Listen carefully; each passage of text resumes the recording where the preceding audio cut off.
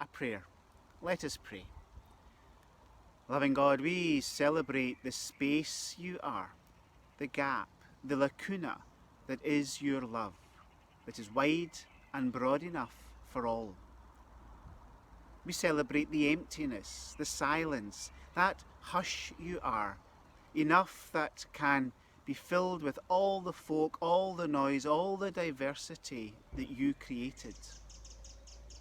We celebrate that you are limitless, that your edges are distant and elastic, so that there is expanding room for all. And we celebrate your many faces that we find in each other, the different ways each culture and tradition encounters you, speaks of you, grows in you. So may we lay down that which we have used to limit you and hold you in our small corner. Those actions we have done that hurt you offer the smaller face of love.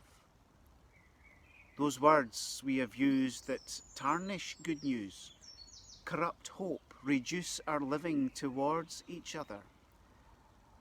And together, instead, find your kingdom way of generosity and blessing, sharing with all who are on the way into life, and following the love with which we have all been created.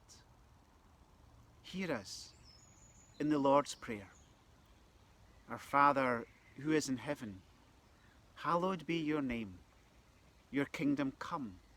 Your will be done on earth as it is in heaven. Give us this day our daily bread, and forgive us our debts, as we forgive our debtors. Lead us not into temptation, but deliver us from evil. For thine is the kingdom, the power, and the glory, forever. Amen. I'm going to invite you now to play a wee game. I'm going to show you an image. Here is the first one. Now, many of you will recognise this. This is our logo. The idea of a logo is simply a piece of psychology. You see the image, you get an emotion, and you get a sense of what the community is and what it's about. Much quicker than reading pages of mission statements and reports on what's happening. And so effective is that emotional response. Some companies hardly use words at all. So just looking at these logos, think not of the company, but the emotional response. Here's the first one, which is Apple, and then Nike, Marks and Spencer's, Batman. This isn't a product placement idea, and nor are we saying we support necessarily these brands, but clearly they do offer quite a strong response in us. Our own logo clearly isn't so strong, and certainly shouldn't be. It's local. It's shaped to remind us of the building itself with the stepped gables we have in the church. Each square is made up of 4 sections representing the Gospels of the stained glass, which is so important to the building itself. The building is known for its glass. It's rainbow coloured, illustrating our intent for diversity and our belief in hope. And most obvious of all, of course, it is a cross. The cross is perhaps one of the global logos. But what kind of emotional response do people have towards this image? How much history is embedded in it? How much fear or joy or disinterest? What hope does it offer? Does it illustrate who we are? Offer an open invitation to belong? Or a sense of partnership, of journeying, of exploring, of questions? Or does it come over as something certain, confident, even authoritarian, power-based, empire-building? How do people see us?